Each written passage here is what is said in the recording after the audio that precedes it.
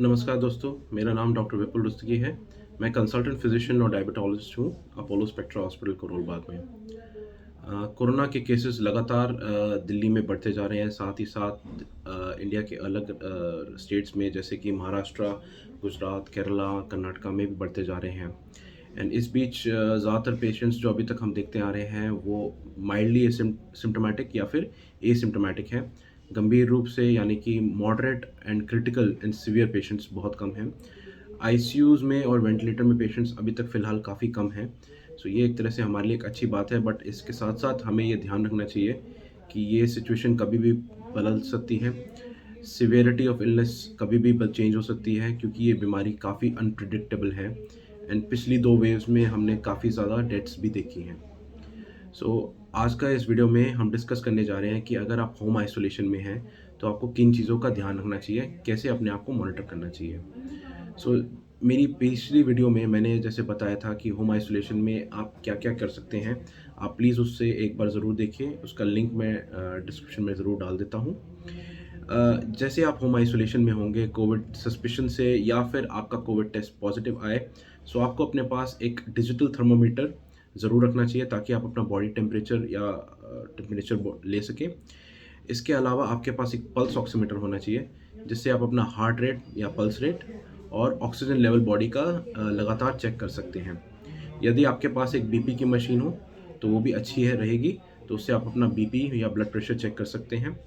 यदि आप diabetic patient हैं, सो आपके पास एक ग्लूकोमीटर भी घर पे होना चाहिए और एडिक्वेट स्ट्रिप्स होनी चाहिए, जिससे कि आप अपना शुगर लेवल चेक कर सकें।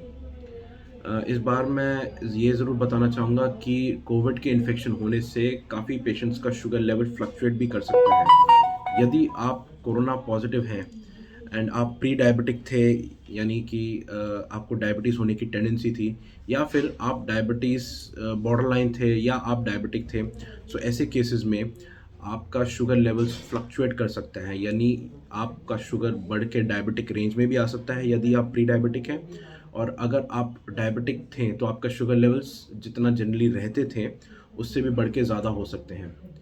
इसका उल्टा भी हो सकता है, आपके शुगर लेवल्स कई बार कम भी हो सकते हैं। इसका कारण बीइंग कि आपको भूख भी कम लगती है, उल्टी करने का मन करता है, जी मिचलाता है, सो आपका खाने का इंटेक कम रहेगा, देन शुगर लेवल्स भी जनरली कम रहेंगे। सो इसलिए शुगर का मॉनिटरिंग करना डायबिटिक पेशेंट्स के लिए और प्री डायबिटिक्स के लिए इस केस में ज़रूरी है। इसके अलावा क्या और रेड फ्लैग साइंस हैं जो हमें देखने चाहिए? उसमें से पहला तो मैं कहूँगा आपका ऑक्सीजन लेवल, जो कि पल्स ऑक्सीमीटर के ज़रिए आपको पता चल जाएगा। नॉर्मल इंसान में ऑक्सीजन लेवल 97, 98, 99% से ऊपर रहेगा एंड ये कभी भी कम नहीं होता। जिन लोगों को बहुत गंभीर बीमारियां होती हैं फेफड़े की, जैसे कि कई लोगों को asthma, long standing chronic bronchitis, COPD या कुछ और अन्य बीमारियां हों जैसे कि इंटरस्टिशियल लंग डिजीज़, इन मरीज़ों का ऑक्सीजन लेवल जनरली इस लेवल से कम रह सकता है। ऐसे पेशेंट्स जनरली कम ऑक्सीजन लेवल्स को भी टॉलरेट कर लेते हैं और उन्हें ज़्यादातर दिक्कत नहीं होती। तो इनका लेवल्स जनरली 91 टू 92% या 95% तक भी रह सकता है। एंड देखा गया है कि स्टडीज़ में और हमने अपने वार्ड्स में कि ऐसे मरीज़ 88% ऑक्सीजन लेवल तक भी काफ़ी ईज़िली टॉलरेट कर लेते हैं। सो ये लेवल्स तो इनके ऐसे मरीज़ों के लिए हैं, बट जनरल पॉपुलेशन के लिए यदि आपका ऑक्सीजन लेवल 95% से कम जाए, यानी 94% एंड कम, तो वो इस बीमारी के लिए एक अच्छी चीज़ नहीं है एंड आपसे केस में आपको अपने ट्रीटिंग डॉक्टर या जो भी ट्रीटिंग फिजिशियन है या हॉस्पिटल है उन्हें इन्फॉर्म करना चाहिए।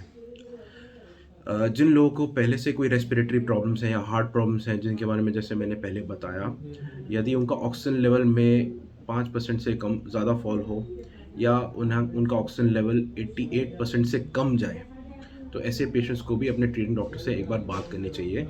ऐसे केस में कई बार हो सकता है कि एक सीटी स्कैन की भी ज़रूरत पड़े, बट ये डिसीजन आप खुद ना लें, अपनी ट्रीटिंग डॉक्टर से बात करने के बाद ही डिसाइड करें। इसके अलावा है जो पल्स ऑक्सीमीटर में दूसरा वेरिएबल अवेलेबल आपके लिए देखने के लिए, वो है पल्स रेट यानी हार्ट रेट।